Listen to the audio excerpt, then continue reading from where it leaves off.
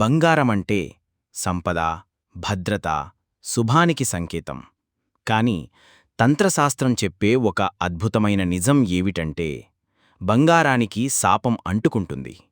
అవును, శాశ్వత వస్తువులలో కూడా జ్ఞాపకశక్తి ఉంటుందంటుంది తంత్ర పద్ధతి. తరంతరాలుగా తిరుగుతూ వచ్చే పాత బంగారం ఒక నమ్మశక్యం కాని శక్తిని మోస్తూ వస్తుంటుంది. అది ఆశీర్వాదం అయ్యే అవకాశం ఉందే కాని శాపంగా మారే ప్రమాదం కూడా ఉంది.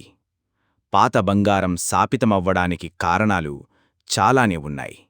ఒకరు చనిపోతూ ఆ బంగారాన్ని ధరిస్తే, కుటుంబాల్లో గొడవల తర్వాత పంచబడిన ఆస్తి అయితే, అబద్ధాల వల్ల కుట్రల వల్ల వచ్చిన ఆభరణాలైతే, లేదా తక్కువ దృష్టిలో కాకుండా క్షుద్రతంత్ర సాధనల కోసం ఉపయోగించబడిన బంగారమైతే, అది శుద్ధి చెయ్యకపోతే శక్తుల ఆతపట్టే అవకాశం చాలా ఎక్కువ. ఇలాంటి శాపిత బంగారం మనం గుర్తించలేమా? తంత్రజ్ఞులు చెబితారు. బంగారాన్ని చేతిలో తీసుకుని కొన్ని మంత్రజప సమయాల్లో తలసుకుంటే, అది గుండెల్లో భారంలా అనిపిస్తే, అది అసాధారణ ఉనికిని కలిగి ఉన్నదని అర్థం.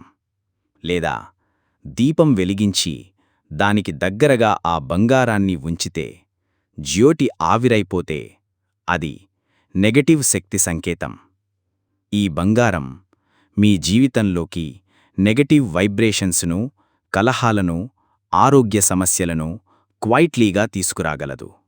కాబట్టి ఒకటే మార్గం: శుద్ధి. పాత బంగారాన్ని శుద్ధి చేయాలంటే గోమయ లేదా పంచగవ్యతో శుభ్రపరచాలి. శుక్రవారం లేదా అమావాస్య రోజు ఓం శుద్ధి పూర్ణాయ నమః అనే మంత్రంతో దీపారాధన చెయ్యాలి. వారాహి తల్లికి ఆ ఆభరణాలను ఒక క్షణం అర్పించి విశ్వాసంతో తిరిగి ధరించాలి. శక్తులు వస్తువుల మీద పనిచేస్తాయన్నది తంత్రపద్ధతి ప్రధాన నమ్మకం. మీ ఇంట్లో ఉన్న పాత బంగారం అదృష్టాన్ని తెస్తుందా లేక శాపాన్ని తీసుకురావడమా? మీ చేతుల్లోనే ఉంది. శుద్ధి చెయ్యండి.